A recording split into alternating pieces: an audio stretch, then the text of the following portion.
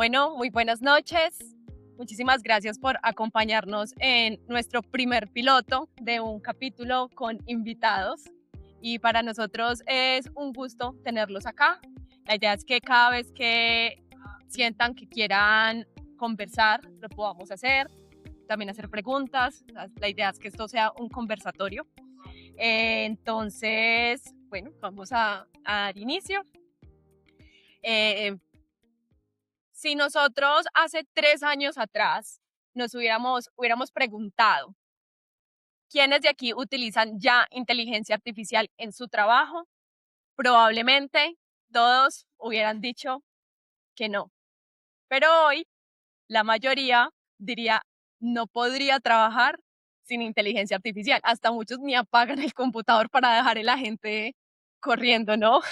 Eso está haciendo mi computador en este momento, Lo dejaste allá pero en la casita trabajando. allá lo dejé. Y algo que ya la inteligencia artificial se vuelve tan importante como tener servicio de agua o electricidad, y no nos hemos preguntado si eso está bien o está mal. Y eso es lo que queremos hacer en este episodio particularmente, responder si esa dependencia que estamos generando con la inteligencia artificial está bien o está mal. Bienvenidos al capítulo número 100 de A5X. Así es. Este es un episodio muy especial, es el capítulo 100 de este proyecto que ya llevamos varios años construyendo. Entonces, entrando un poco al tema que nos lleva hoy, hoy estamos aquí reunidos para entender un poco más este fenómeno de la inteligencia artificial, si es utopia o distopia. Más bien, para todas las personas que entran hoy en día a las redes sociales y revisan el LinkedIn, revisan su Instagram, van a ver un sinfín de noticias, un sinfín de opiniones de personas en ambos lados de la ecuación. Y es unas personas que por un lado dicen, acabo de dejar mi trabajo, abrí una empresa y en 2 semanas hice 10 millones de dólares y se la vendí a yo no sé quién. Otras personas que dicen, no, nos hicimos una aplicación, se cayó, perdimos un montón de dinero, la IA no sirve para nada todavía. Y luego tenemos las noticias que hay muchos layoffs, pero Exacto, también que se está contratando muchos AI engineers. exactamente. Dos Entonces lados. tenemos noticias totalmente contradictorias de qué está sucediendo y lo que hemos visto generalmente nosotros en el trabajo, en la empresa, es que genera mucha ansiedad. Y yo no sé si las personas que están acá también lo están sintiendo, que hay por lo general una ansiedad de que puede ser muy bueno o puede ser muy malo y todavía no hemos tomado una decisión firme de qué va a ser. Entonces, la idea de este episodio es que podamos contemplar qué lo hace bueno, pero también qué lo hace malo. Hay algo que uno logra hacer con la inteligencia artificial y es paralelizar trabajo. Entonces tú dejas un chat o un agente haciendo una cosa y mientras está procesando, entonces voy a atacar este otro ticket o esta otra tarea y mientras esto está y hago otra cosa y empieza a paralelizar. Eso, pues el computador, como tiene diferentes agentes, lo puede hacer muy bien, pero nuestro cerebro no está diseñado para eso. Entonces, eso también hace que nosotros empezamos a paralelizar trabajo, entonces vamos a tener 3, 4, 5 tareas en nuestro cerebro. Ya estará listo esto, ya está listo esto, ya está listo esto, ya está listo eso. Y eso lo que va a ocasionar es que nos drenemos más, nos cansemos más, porque nuestro cerebro no está diseñado para ese tipo de cosas. Entonces es como que podemos ser más productivos porque podemos hacer varias cosas al tiempo, pero vamos a terminar más cansados. Total. Y algo que yo noto, soy una persona que yo he desarrollado software desde hace 10 años, he estado en el negocio y nunca antes había visto la velocidad con la que uno puede crear aplicaciones tan grandes como con la inteligencia artificial. Entonces, todavía sosteniéndome en ese lado del lado positivo, la inteligencia artificial sí nos permite ser mucho más productivos, lo he visto, pero hay algo que incluso me parece más positivo y es el tipo de trabajo que está tercerizando, que nos está ayudando a automatizar, y es el trabajo que por lo general, yo voy a decir algo, a mí no me gustaba. De la experiencia de todo el proceso de desarrollar y entregarle un producto a alguien, que es para mí generar valor, lo que a mí menos me gustaba es justo lo que reemplazó la inteligencia artificial, y era ese trabajo más mecánico, más, El debugging. claro, sí, de meterse uno y poner una coma y poner un punto y que eso funcione, eso ya se fue y la máquina lo hace mucho mejor que uno. Entonces, esa parte me parece genial, pero ahí es donde uno entiende, bueno, si la máquina ya hace eso, ¿dónde queda el trabajo del humano?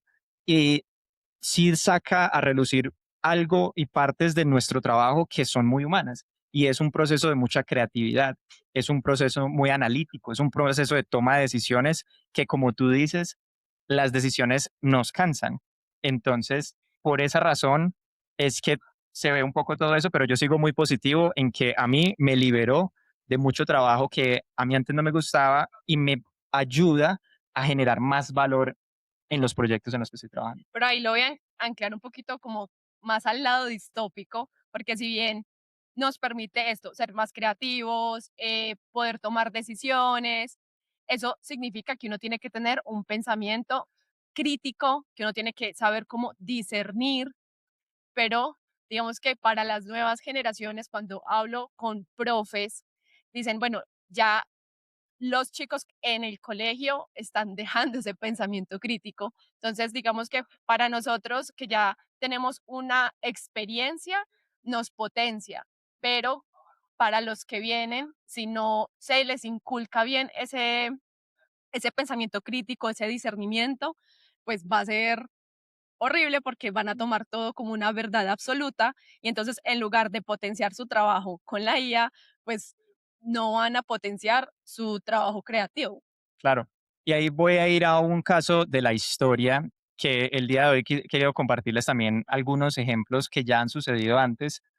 Nosotros muchas veces cuando estamos viviendo un fenómeno caemos en algo y es pensar que es único, pero la historia es cíclica. Todo esto se repite y ya lo hemos vivido antes. ¿De qué estoy hablando? De cambios en la tecnología que afectan directamente la cultura, la manera en que vivimos. Y uno en particular es cuando se introducen los carros en la sociedad. Entonces, es muy particular porque yéndonos hacia Nueva York hace mucho tiempo, yo no me acuerdo nunca las fechas exactas de las cosas, 1900 y algo, Como 1800, por ahí. algo así. Eh, en ese momento habían, 1885. súper. Entonces, en ese momento la gente vivía en un pánico porque habían tantos caballos haciendo sus necesidades, porque la gente se transportaba en caballos, y habían tantos caballos en la ciudad, navegando por la ciudad y haciendo sus necesidades, que era un problema de salud gigante. Y eso la gente decía, si algo no cambia en 5 o 10 años, la ciudad no se va a poder vivir acá. Y entonces llegan los carros y la gente empieza a pensar, bueno, ¿qué va a suceder? ¿Cuál es el cambio grande que está generando eso? Pero lo particular que sucede es que el cambio fue más grande de lo que la gente esperaba, porque la ciudad de Nueva York antes era una cosa totalmente diferente a lo que es hoy. La ciudad que tenemos hoy es una consecuencia de que hayan llegado los carros. ¿Por qué?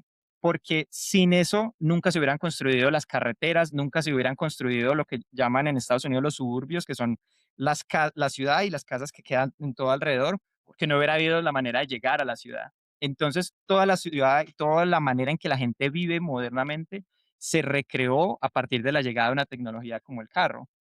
Y eso lo conecto con lo que tú acabas de decir, porque tú dices, claro, la educación en este momento no está preparada, como la ciudad de Nueva York, no están preparadas para lo que viene con este cambio tecnológico, pero está a punto de reinventarse como el hecho de, de lo que le sucedió a las ciudades, porque va a tener que hacerlo. Entonces, se va a ver de una manera totalmente diferente a lo que se ve hoy, porque vamos a entender que para poder dominar de cierta manera y potenciar estas herramientas, necesitamos aprender desde pequeños estas nuevas habilidades para la inteligencia artificial. Hay algo también, hablando de historia y de nuestra humanidad cíclica, cuando llega la imprenta, estaban los escribas, que eran quienes pues, escribían a mano las cosas. Y llega la imprenta y había un monje que, que quiso incluso incendiar una de las imprentas y él también dijo algo, a pesar de su miedo, también él dijo, esto lo que va a hacer es que la gente se vuelva más analfabeta. Y lo ocurrió todo lo contrario, y es que en 10 años hubo más acceso a la lectura que nunca antes en la historia del ser humano. Ujú, Entonces, siento que al final son como em, hip- hipótesis o son cosas que la gente empieza a decir por miedo, pero que a la larga genera un cambio positivo en la sociedad. Pero total. eso no quiere decir que no es que esté mal sentir miedo, pero pues a la final lo que hablábamos al principio son cosas que conviven, como la transformación, porque a la final sí se pierden empleos, Ujú, ya no existe, bueno, todavía habrán escribas, supongo, pero ya no a lo que había antes. sí. Lo mismo, aún tenemos caballos y ciertas carrozas que esperamos, pues cada quien, pero ojalá dejen de existir. En Em, Cartagena ya hay eléctricos, los Sí, cambiaron, los eso es muy cambiaron. bueno. Ahí vamos cambiando poco a poco. Pero esas transformaciones son dolorosas, pero van generando también nuevos empleos, Sí, que era como lo que también sucede con los carros, que ya dejaron de existir las carrozas, pero que se generaron las estaciones de gasolina, los mecánicos, los ensambladores de carros. Entonces empieza a generarse una revolución también desde el trabajo y la manera en la que trabajamos. total, pero algo muy importante es que hoy acá en este set no estamos solos, entonces sí me gustaría escuchar un poco de la audiencia, que yo sé que hay algunas personas acá que trabajan también con educación. ¿Qué ven las personas que están acá? ¿Qué logran ver de cómo creen ustedes que cambie? ¿Cómo los ha afectado a ustedes directamente hoy en día? ¿Utilizan la inteligencia artificial? De pronto algunos que no. ¿Quiénes son más equipo utopia? ¿Quiénes son más equipo distopia? Eso también es interesante saberlo desde ya. No, definitivamente creo que o sea, mi posición es completamente positiva. Sí, pertenezco al sector de la educación, soy pedagoga. Actualmente pues trabajo con novenos, 10, 11. Estamos en proceso de formación de normalistas, pedagogos y profes. Uf, hemos encontrado unas brechas grandísimas en cuanto al acceso a la tecnología. O sea, hoy en día, todavía en algunos departamentos, encontramos colegios que no tienen acceso a Internet, que el uso del celular no está permitido en las instituciones educativas, que hacer uso de la inteligencia artificial para muchos profes, aun siendo de tecnología, resulta ser como el tema que tenemos hoy. Entonces ha sido un reto grandísimo, pero considero que definitivamente no hay que parar porque el sistema educativo en Colombia está pidiendo a gritos esto, o sea, que estemos preparados no solamente y que estemos también brindando esas herramientas desde la primera infancia hasta los que están saliendo ahorita a afrontar lo que se viene en la vida económica. El mayor reto, voy a hablar en términos de tecnología, sí, el mayor reto para mí es hacer que estos profes entiendan, hablo de los profes porque pues en definitiva eh, la responsabilidad también viene siendo de los gobiernos, no solamente de las empresas privadas que vienen de Colombia a licitar para que este sistema empiece a cambiar, sino que los profes entiendan que hay una responsabilidad grandísima, así estén, digamos, en un estado de confort, en el hecho de que los estudiantes ya desde la motivación no están respondiendo a los contenidos curriculares que ofrece nuestro sistema educativo. Entonces, o entran al mood de poder trabajar en una coenseñanza con quienes estamos en la virtualidad llevando estas herramientas, o definitivamente los jóvenes van a terminar por destruir, lo voy a decir así, el sistema educativo tradicional, ¿sí? O sea, ya está mandado a recoger. Yo diría que hasta muchas universidades hoy en día se están cuestionando mucho porque los estudiantes ya no quieren ir ni siquiera a una universidad. O sea, estamos creyendo más en ser autodidactas, en formarnos, en desarrollar habilidades y es definitivamente eso lo que la economía está pidiendo ahora. Bueno, quizás la inteligencia artificial sea esa renovación de estructura, así como, como tú mencionabas ahorita, ya tenemos las ciudades gracias a los carros, entonces posiblemente reestructuremos el modelo educativo porque creo que aquí muchos estamos de acuerdo en que está muy obsoleto y que ahorita está en un punto muy crítico, sobre todo por herramientas como la IA, Sí, yo llevo 16 años sufriendo con recuerdos queriendo horribles. destruir el colegio. Yo quiero empezar por agregar algo que tú preguntabas ahorita y es cuál es el gran reto. Y ahí es donde creo que está la diferencia entre la mirada positiva y negativa. Y el reto para mí es lo cultural y los principios como valores, porque con cualquier avance tecnológico, si miramos la historia, todos los avances tecnológicos se han usado para bien y para mal.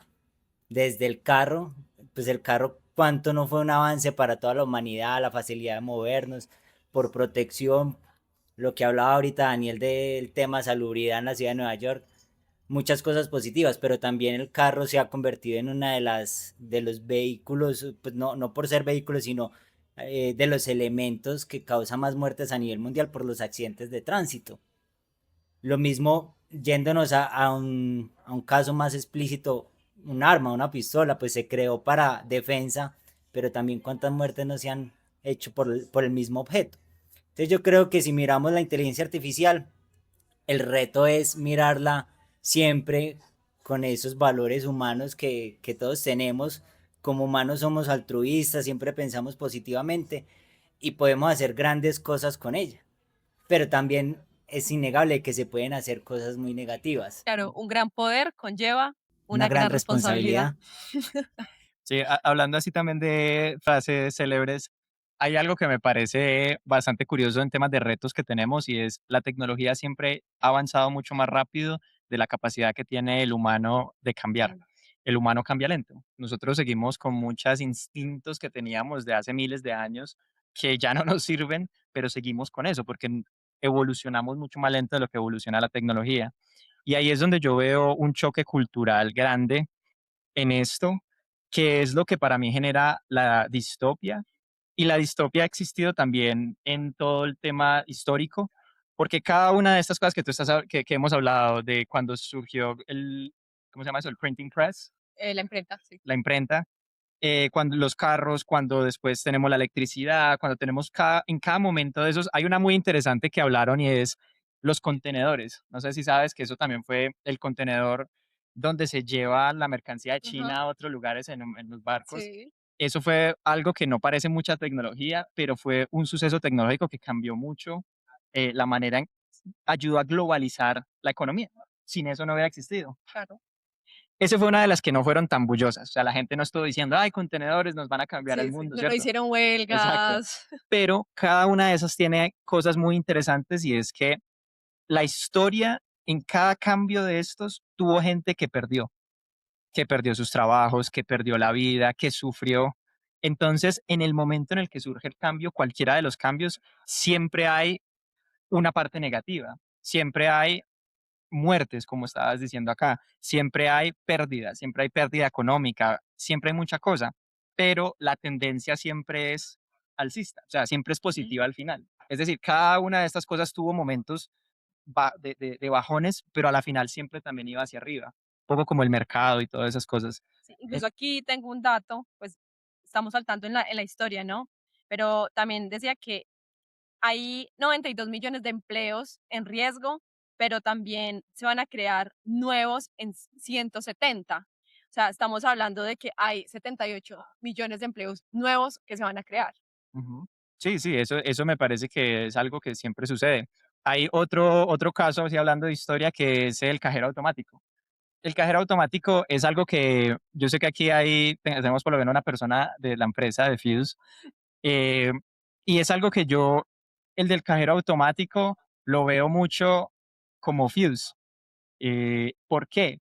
Porque resulta que cuando sale el cajero automático, teníamos, en inglés eso es Automated Teller Machine. El teller era la persona que es, ¿cómo se llama la persona del banco? La que El recibe, cajero, el cajero, que recibe, que recibía el dinero y hacía todo eso. Anteriormente era un proceso súper manual y lo único que hacían era recibir dinero. Eso era lo único que hacían. Y entonces dijeron, bueno, en este momento hay 100.000 puestos de cajeros en los bancos y apenas van a salir los cajeros automáticos, van a borrarse. Creemos que en ese momento ya no van a haber cajeros porque ya todos son cajeros automáticos. Y lo que sucedió es que se doblaron los roles de cajeros en el momento en el que sale el cajero automático. Y eso es muy particular porque también dice dos cosas. Uno, que ya como los bancos tenían más capacidad de escalar, lo que hicieron fue llegar a muchos más sitios, por ende doblando la necesidad del cajero. Y el cajero dejó de hacer cosas manuales, como simplemente recibir plata y contarla, y se lo pudo enfocar en temas más humanos, como generar una conexión con los clientes del banco, que es justo exactamente lo que está sucediendo hoy en día. Muchas personas que antes estaban haciendo un montón de digitaciones, de un montón de temas manuales y mecánicos, dejaron eso, se lo pasan a la IA y ahora tienen un trabajo que permite generar muchas más conexiones, muchas más relaciones, que es algo mucho más humano y que también, por ende, a medida que las empresas crezcan a raíz de esto, van a existir más trabajos. Por eso yo soy muy positivo y yo pienso en la utopía. Hay algo ahí que, pues, que me gusta mucho porque digamos que con la IA hay muchas cosas técnicas que podemos resolver, incluso pues desde la docencia, ¿no? Tú puedes automatizar muchas cosas del día a día en los trabajos operativos y que podemos enfocarnos en la naturaleza humana, que es crear relaciones. Pero ahí es también, ese yo digo que también es uno de los retos más grandes porque en los últimos años de la humanidad siempre le hemos venido dando, es un valor muy fuerte a lo técnico. Mm, Entonces, siempre hemos hablado como, bueno, las habilidades blandas casi no tienen como mucha acogida, se lo dejan más como a las personas con liderazgo y roles top en compañías y poco a la gente pues como promedio. mm. Y también poco se enseña de eso en los colegios, en las universidades y demás. Y yo creo que este cambio que estamos haciendo aquí es cómo tenemos y cómo nos enfocamos nosotros en seguir cultivando lo humano, que también como decía el Dani de la, La de audiencia. la audiencia, el Dani de la audiencia, que podamos de verdad eh, sacar ese instinto positivo de ayudarnos nosotros mismos como humanidad. Mm, de acuerdo.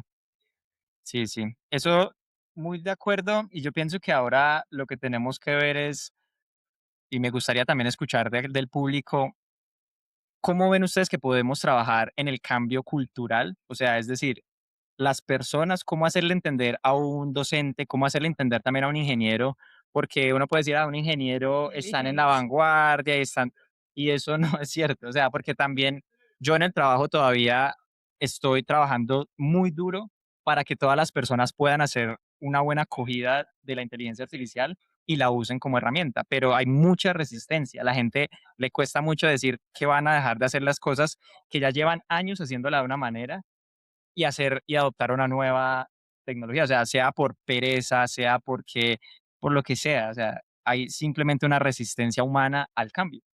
Entonces, para mí, esa es la pregunta más grande que también tengo yo hoy para la audiencia, que no sé si vinieron con alguna idea de cómo podríamos solucionar esto. ¿Cómo creen ustedes que podemos hacer un cambio cultural donde la gente lo vea como una herramienta y quieran hacer parte de eso? Han mencionado muchas cosas que quiero comentar, especialmente sobre la educación, porque creo que del tema educativo es el área que a mí personalmente más me preocupa. Hoy por hoy ya sabemos que hay una necesidad gigante de que la gente aprenda a utilizar tecnología y los colegios todavía no han terminado de implementar algo tan básico como la tecnología. Es decir, hoy día no se ha hecho ni siquiera ese primer salto. Y creo que eso pone una responsabilidad muy grande en los padres en casa, ¿cierto? De acercar a los niños más a la tecnología de una u otra manera.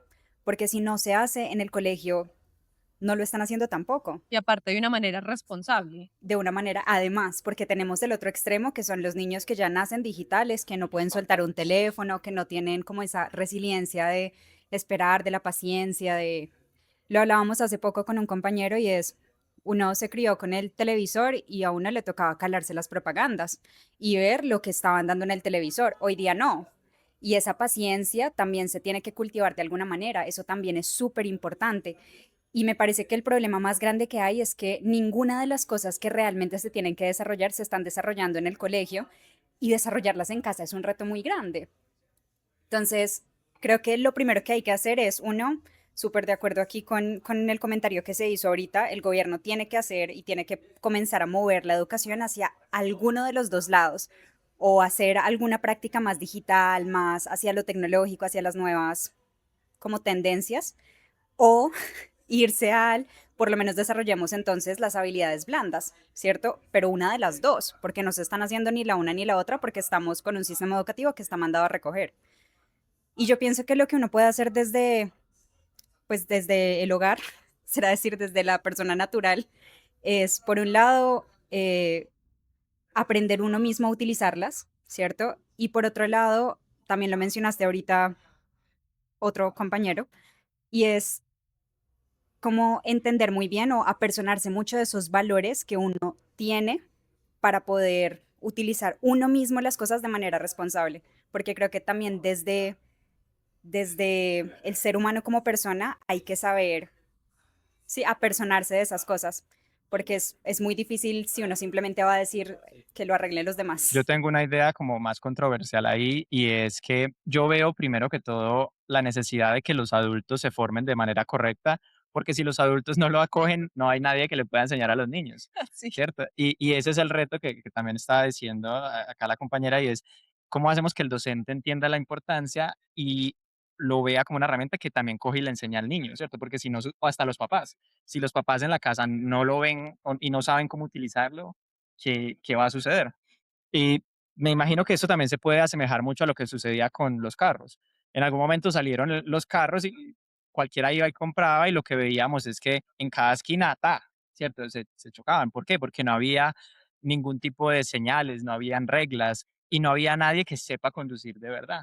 Y a medida de todo eso se fue desarrollando lo que es un sistema de las vías y de la señalética, Que sacar la licencia. y existía este tema que es las clases de conducción, donde supuestamente le enseñan a las personas a manejar. Eh, pero algo así tiene que empezar a surgir y a suceder para los adultos, para que los adultos, papás, profesionales, entiendan cómo adoptar la herramienta y cómo poder enseñarle a la siguiente generación que la utilice. Y yo creo que eso también va mucho desde nosotros como adultos que estamos em, apenas cogiendo la ola y como también nosotros, like, embrace. Nunca he podido como traducir esa palabra bien al español, pero que de verdad podamos apropiarnos de lo que está sucediendo, que lo probemos y que nosotros mismos experimentemos qué funciona y qué no, porque solamente a partir de esa, como de ese laboratorio, podemos nosotros mismos decir, ok, si lo hacemos de esta manera, puede ser más ético, si lo hacemos de esta manera, puede generar más daño a la sociedad. Entonces, esto también empieza a ser una responsabilidad colectiva desde nosotros como adultos que estamos teniendo el acceso como más, eh, desde una, al menos con un cerebro, con una corteza prefrontal desarrollada, que la podamos, ¿verdad? Y ayudarle a los demás a que lo integren, que era un poco también lo que te comentaba hace unos días, que me decías, bueno, ¿qué ha cambiado en el trabajo? Yo te decía, a mí me parece muy loco que hoy yo desde un rol desde producto, de un rol desde diseño, yo ya pueda hacer cambios en el código sin necesidad de tener un ingeniero al lado, Ujú. pero eso solamente lo logré porque también me puse a experimentar y cómo eso también uno empieza a compartirlo con sus pares para que ellos también vean que hay un cambio de la manera en las que hacemos las cosas. Ya. Yo aquí también me gustaría entender en la audiencia como en dónde creen ustedes o dónde se siente que están como en esa curva de adopción de la inteligencia artificial. Hay varias fases como para que lo piensen y también digan, bueno, ¿en dónde está cada gente que ustedes conocen? Una de las primeras fases de adopción de inteligencia artificial es hacerle preguntas. Y esta es la fase que más se parece a utilizar Google, que es lo que ya uno viene haciendo mucho tiempo, y es coger y decir, hey, ¿cuál es la capital de tal? Esa es como la fase cero. Hay otra fase después de eso que ya viene tener una conversación, que quiere decir un poco más como, listo, tengo esta pregunta, pero voy a ir indagando más hacia eso. Eso es la segunda fase y hasta el momento la inteligencia artificial no ha creado nada que no haya creado antes, por ejemplo, en Google. La tercera fase es usarla como copiloto, y es decir, yo hago la tarea, pero le digo a la inteligencia artificial que me ayude con fragmentos de esa tarea. Si vamos a irnos a algo que todos entendamos, digamos, soy abogado, tengo un contrato, yo hago el contrato y le digo a la inteligencia artificial que me haga una cláusula. Ayúdame con esto y le voy agregando algunas cosas que hace la inteligencia artificial al contrato. Y la última fase viene siendo trabajo autónomo de la inteligencia artificial. Es decir, cuando yo ya logro organizar mi inteligencia artificial para que trabaje y haga un resultado de manera mucho más autónoma. Es decir, yo le puedo decir la intención del contrato, le digo que la construya, la inteligencia artificial trabaja sobre eso, se autorrevisa varias veces y después me entrega a mí algo que pueda ser mucho más utilizable. ¿En qué fase creen ustedes que están en este momento? Uno, 2, 3, 4. 3. 2.5.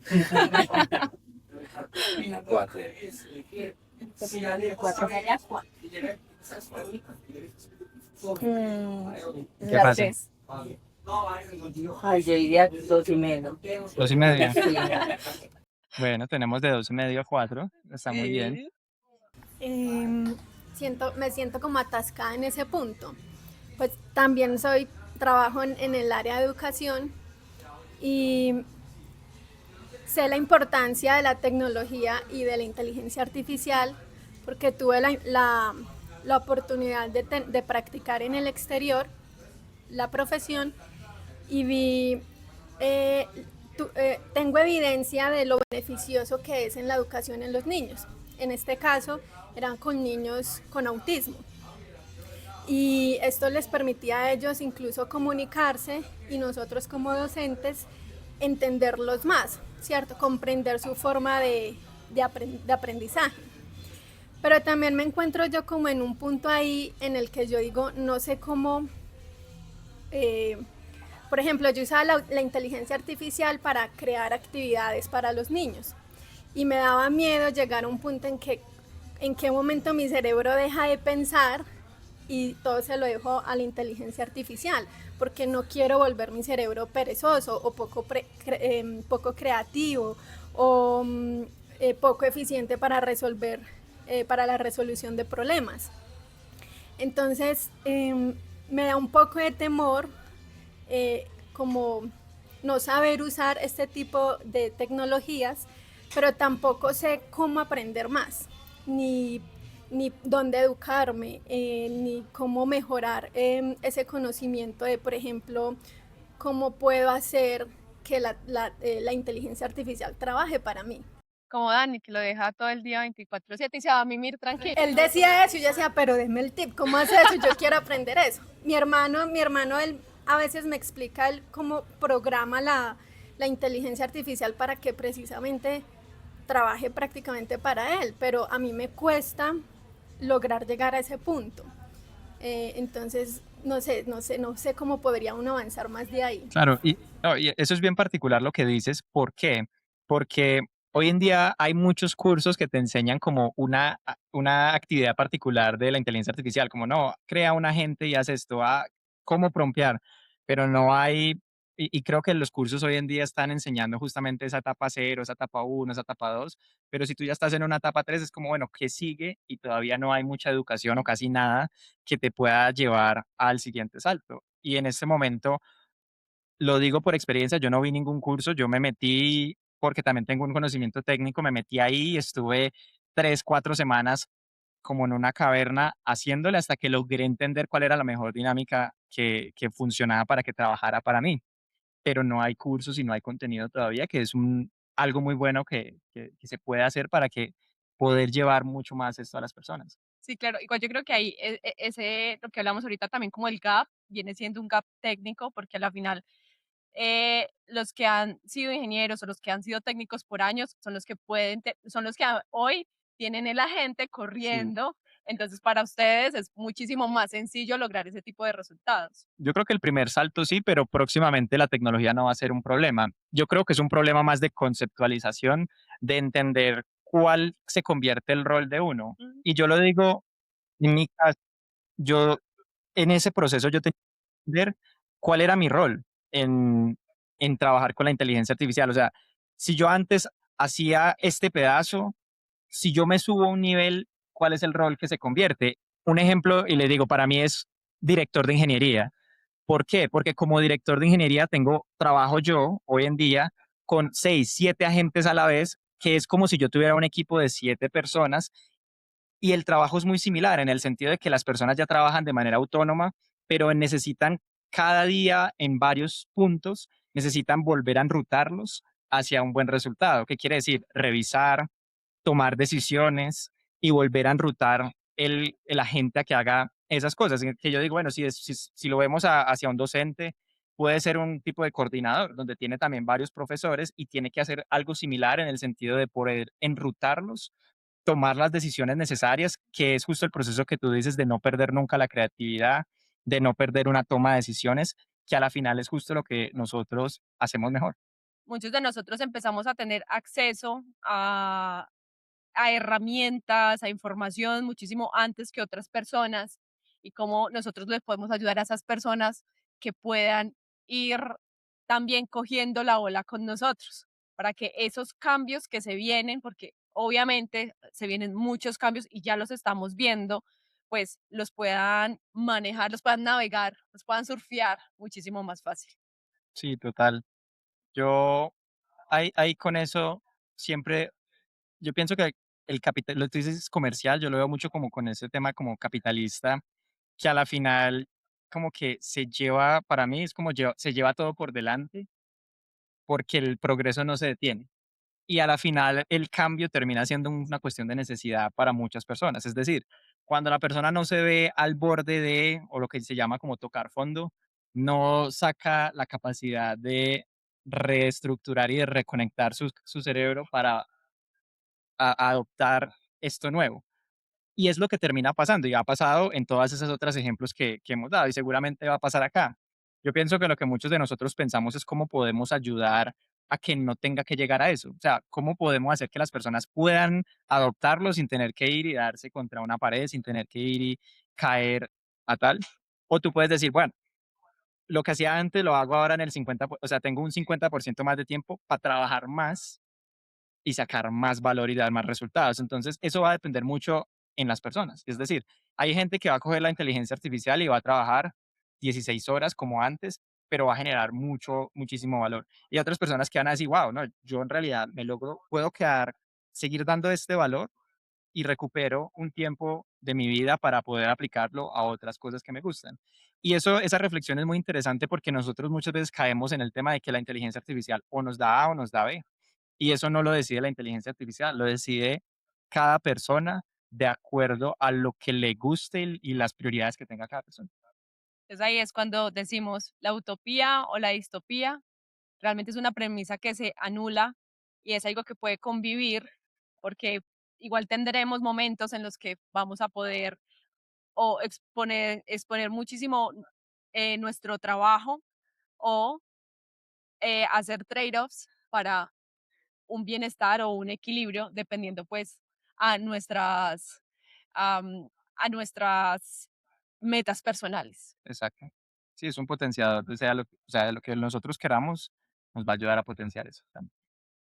Bueno, ha sido un gusto charlar hoy en el capítulo número 100 de Así X. Así es. Y para toda nuestra audiencia, esperamos que les haya gustado el episodio. Si tienen más preguntas, igual, este es el momento para hacerlas, porque nos encantaría poder seguir debatiendo también con cualquier cosa, cualquier tema que ustedes hayan traído hoy para nosotros. Una pregunta, pues es como en parte de esas conclusiones de todo lo que hemos estado hablando y es, eh, podemos llegar como a una conclusión de la importancia de los valores y volver como al sentido más humanístico de quiénes somos para podernos apoyar en la tecnología y que no se nos olvide que necesitamos es trabajar por cosas del bienestar, sea del propio o de los demás. Y yo creo que en ese momento que ustedes hablan ahorita en que uso la inteligencia artificial, sea para recibir o recuperar tiempo perdido y aprovecharlo en mí mismo, o para llevar el trabajo a un nivel superior y trabajar el doble con el apoyo de la inteligencia artificial, yo creo que tiene que ser un equilibrio, porque si dejas que la inteligencia artificial trabaje solo para que tú tengas tiempo libre, de cierta forma estás dando la solución para que te cambie 100%. Algo le tienes que aportar. Entonces yo creo que si haces ese equilibrio de que, listo, utilizo la inteligencia artificial, pero le aporto también para potencializar mi trabajo, para escalarlo más allá y que me quede igual más tiempo, es donde ese equilibrio me va a llevar a un buen uso de la inteligencia artificial y digamos, al escenario positivo. Y por último, parte de esas soluciones es, eh, necesitamos definitivamente la mano del gobierno, como lo mencionábamos, para que hayan políticas de adopción de la inteligencia artificial y una adopción obviamente basada en los valores, como veníamos diciendo, ¿sí?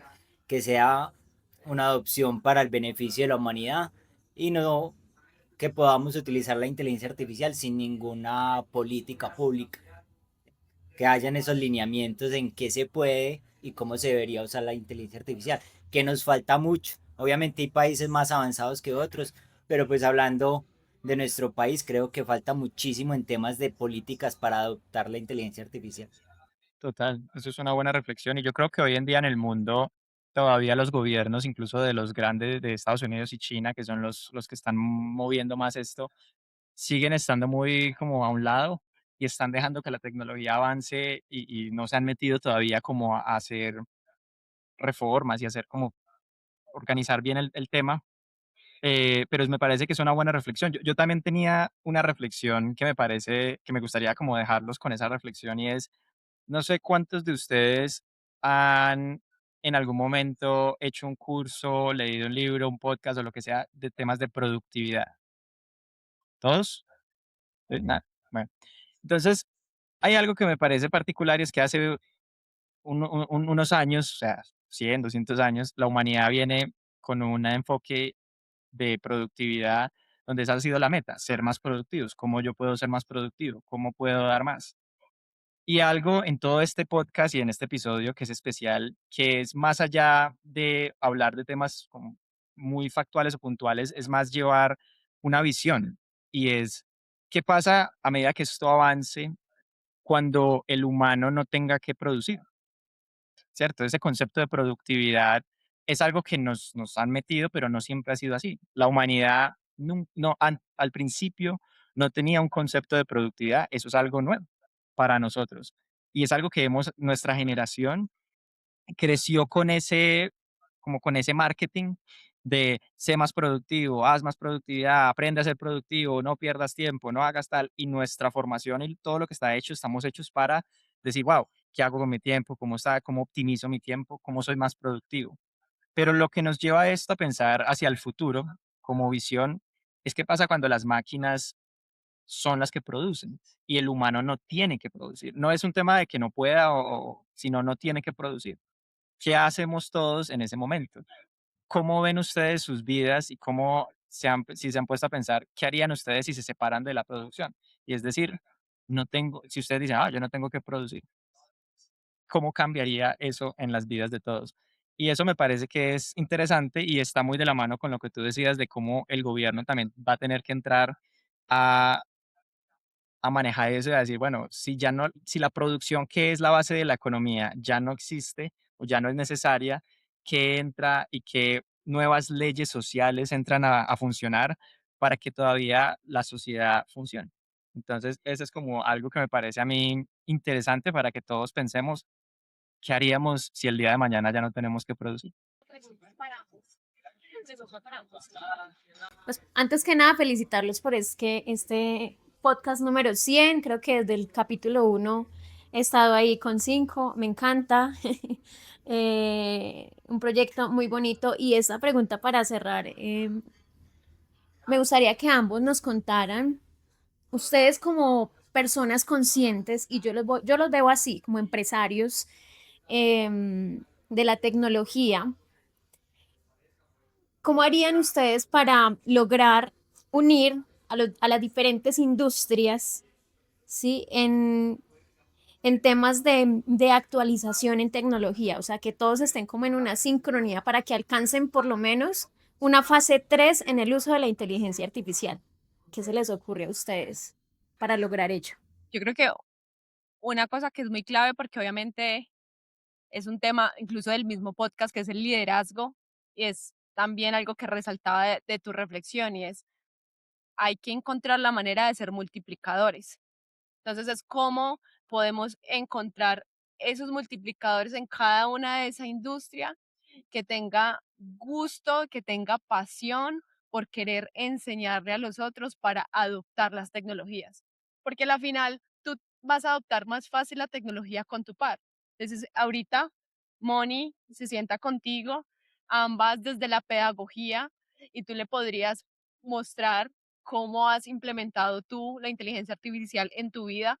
Probablemente para ella va a ser más sencillo entenderte a ti que a cómo le entiende al hermano o cómo ella le podría entender a Cami, por ejemplo, que Cami sí es súper técnico y pues y él también tiene sus agentes 24/7 trabajando en su computador, ¿cierto?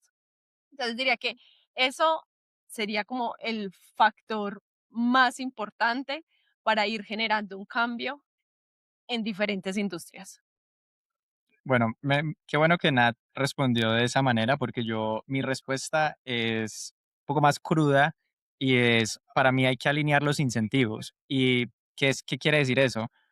Las empresas y los empresarios tienen que ver y entender, y es parte también de lo que nosotros hacemos acá, cuál es el beneficio para sus empresas, en cómo van a ganar más dinero, cómo van a dejar de gastar tanto dinero. Y eso es un incentivo que ayuda mucho a que también estas personas que ya decían puedan entrar y generar el cambio, porque ya el empresario dice, sí, veo que hay algo, una motivación para que mi empresa sea más eficiente, para que mi empresa pueda producir más. Entonces le abro las puertas a estas personas para que entren y apliquen un proceso de transformación que nosotros venimos con esta palabra desde hace 10, 20, 30 años, Digital, transformación sí. digital. Y esto es como transformación digital continuada, ¿no? 4.6, 5.0.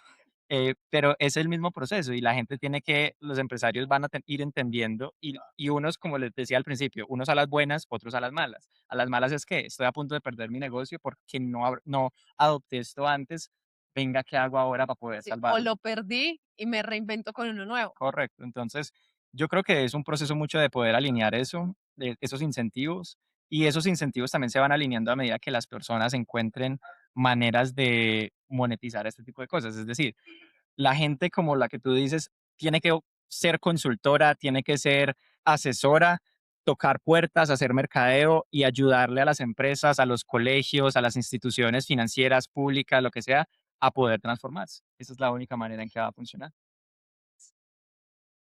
Tenemos que producir. Yo pensé en algo que ya sucede y es qué hacen las personas cuando se pensionan, cuando se jubilan.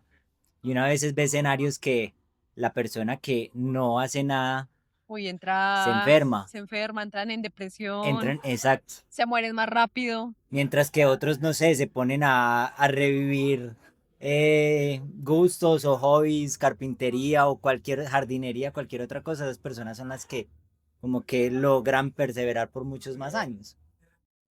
De acuerdo. Y yo pienso que ahí viene todo el tema de las humanidades, ¿no? Como hay cosas que no perdemos, como el arte, la música, los deportes. Y yo pienso que sería un mundo donde tenemos mucha más conexión, muchas más relaciones, mucho más gusto por esas cosas como el arte, como la música, el deporte. Y yo siento que eso es lo que nos mantendría vivos. Si nosotros pensamos en la humanidad como algo cíclico, antes eh, había más comunidad. Hoy, digamos que las familias son muchísimo más pequeñas, si vemos incluso desde cómo se conforma un conjunto social o un barrio, ya digamos que las calles peatonalizadas se han empezado a perder un montón. Entonces, hoy vivimos una individuación muy fuerte. Y con lo que tú decías, yo lo que me imagino es que en muchos años después, que si llegamos a un punto en que no se necesita producir, vamos a tener comunidades mucho más fuertes, que incluso es algo que se empieza a notar hoy, que las comunidades han empezado a coger más fuerte, más fuerzas, como micro comunidades, que las personas que se empiezan a identificar con ellas, entonces cómo hacemos, cómo nos acercamos más, entonces empieza y volvemos a ese ciclo de comunidad y cómo gestamos entre todos una ciudad, un país y el mundo. Sí, incluso no sé cuánto tiempo tenemos, porque ya uno se puede poner aquí a hablar de cosas. Hay algo que me parece muy interesante y esto se los chismoseo por si les interesa. Yo antes de que lleguemos a ese futuro como utópico donde no tenemos que trabajar, yo creo que se viene mucho trabajo, en el sentido de que incluso si las máquinas pueden automatizar la mayoría de lo que hacemos hoy, necesitamos seguir extrayendo recursos para que las máquinas puedan seguir haciendo el trabajo por nosotros. Es decir, hoy en día, yo les digo porque yo soy recontrausuario de la inteligencia artificial y en algunos momentos yo veo cuando me dice el modelo llegó a su capacidad. ¿Qué quiere decir? que ya no me pueden dar más de lo que yo les estoy pidiendo. Dijeron, no, ya la inteligencia artificial son un montón, Cuota ya. son un montón de máquinas, ni siquiera la cuota, es simplemente que ellos me podrían cobrar más, pero no tienen que más dar.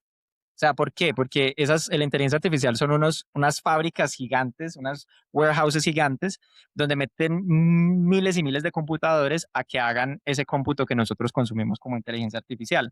Eso necesita una gran cantidad de agua, energía, entre otras cosas, y esos recursos pues ya no hay, o sea, están intentando construir esto lo más rápido posible, pero no da abasto.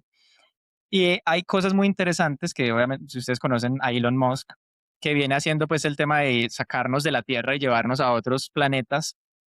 Parte de lo que están haciendo hoy en día es entendiendo cómo sacamos estas fábricas de esos data centers y los mandamos al espacio y se van por allá y nos mandan como ese cómputo por satélites y todo eso.